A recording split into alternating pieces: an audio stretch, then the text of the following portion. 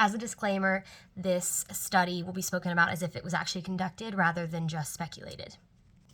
Divorce over the years has become more common and accepted than what we would assume.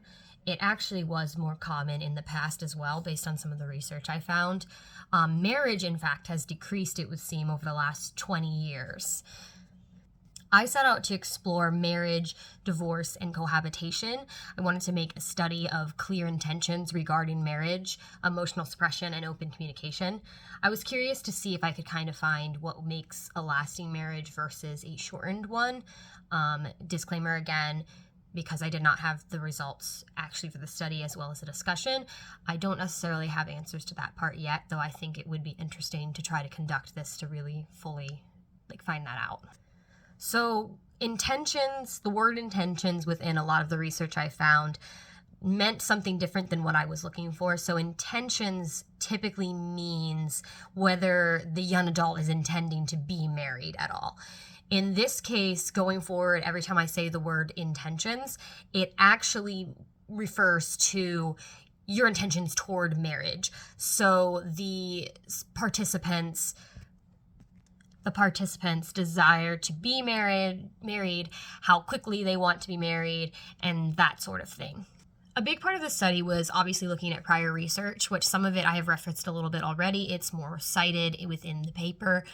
In this case, divorce has increased since early 1900s, but it's due to a number of factors that isn't typically discussed in more mainstream media. So it was speculated that the importance of a love match, increased lifespan, a shift in roles for women, and legal and social values were part of what was shifting marriage and divorce. One study, as well as a few others, ended up basically creating 11 main factors that caused an increased divorce but also decreased marriage. And they are women's independence, too early or arranged marriages, economic factors, poor education and social skills, divorce laws, sexual factors, role conflicts, addiction, differences between partners, religious factors, and specific attitudes toward divorce. So an example of something I found from another study was that divorce increases if there's a difference between spouses in educational levels or their economic, their income. And that will lead to divorce because it's often a big source of strife and also makes it difficult for them to support their family if they have kids. So that's an interesting thing for sure. Women's rights featured very heavily in this research. Roth's 2016 asserts as well in her research on divorce and women, quote, "I am further able to argue that age at marriage, rather than selection into marriage, is the force behind the fall in divorce rates." This brings me to another section of both my research and as well as what I'm doing for the study, and it is fast-track marriage versus planned marriages. So couples in a fast-track marriage tend to hurry. They're younger, they don't date for very long, and they also, it seems in research that they often regret having married as quickly as they did. They are more likely to end in divorce, but this is not always the case. It's just some different research that has been found for that. Planner marriages are a little more typical to young adults in this era. It involves extreme planning out of everything. They tend to weigh in their future a lot more, so marriage is not necessarily as high a priority. And cohabitation is typically something that is going to factor into that plan. And cohabitation, which at this point a lot of my generation is going to understand more, is cohabitation is living with your partner before you're married. And some people will stop at cohabitation and not be married at all. So cohabitation has over time become less selective based on a particular study within my paper, while marriage has become more so.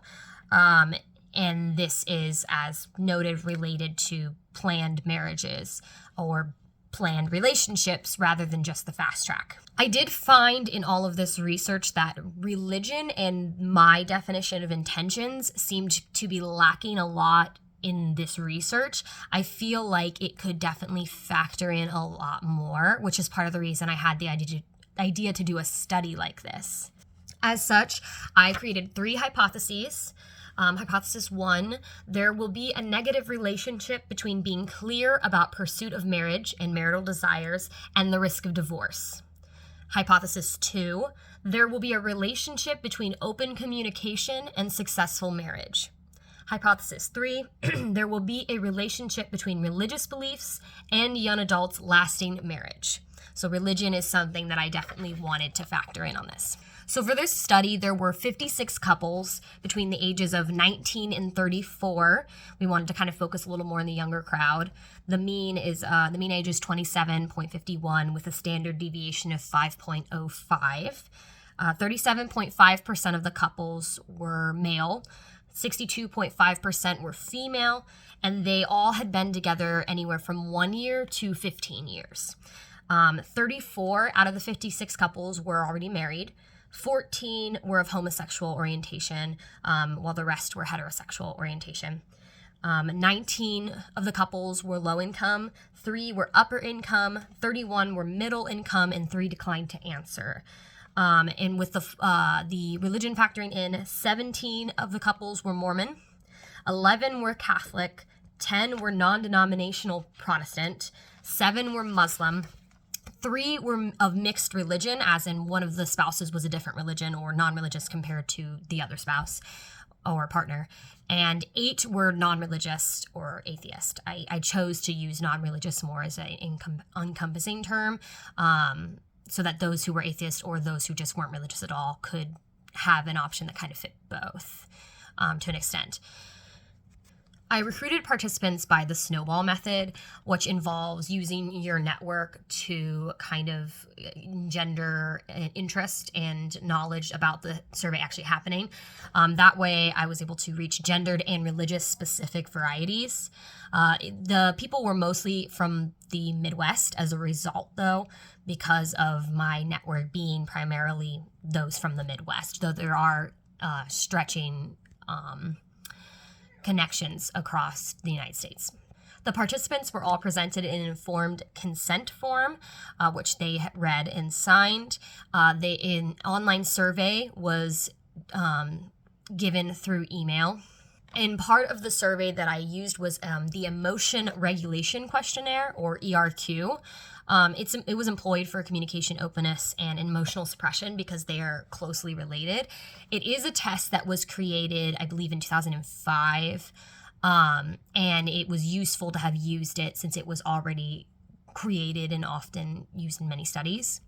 The Emotion Regulation Questionnaire has 10 questions of a Likert scale. So they have 7 options from strongly disagree to strongly agree, and it is 10 statements. So the statements, there's also 2 sections, reappraisal factor and suppression factor. So there are 6 for the reappraisal factor, and they are: I control my emotions by changing the way I think about the situation I'm in.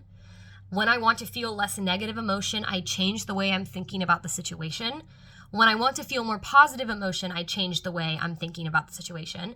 When I want to feel more positive emotions such as joy or amusement, I change what I'm thinking about.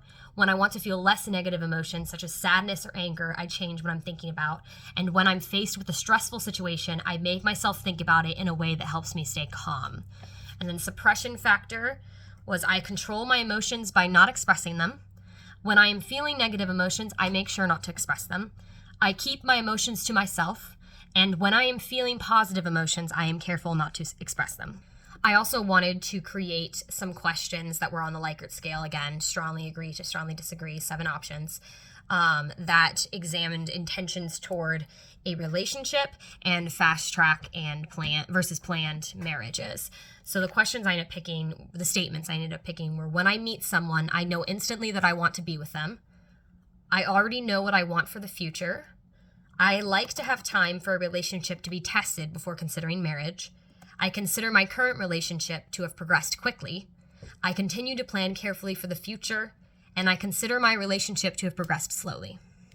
Cohabitors were also asked to rate their current intentions towards marriage, since in this case they are obviously not married yet, but the married couples were not asked that. like whether they the cohabitants were asked whether they believe they'll stay cohabiting, whether they believe marriage is something that they're unafraid of, etc. Mean values for each section were taken, compared by religion, sexuality, and fast track planner mindset.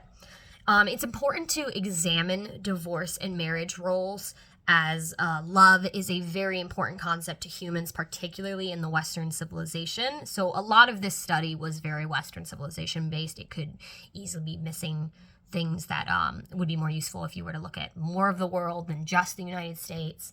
But it is interesting to see trends in decreasing marriage, and it is interesting to see the impacts religion and intentions might have on lasting marriages or fast track marriages. So yeah. Thank you for coming and listening.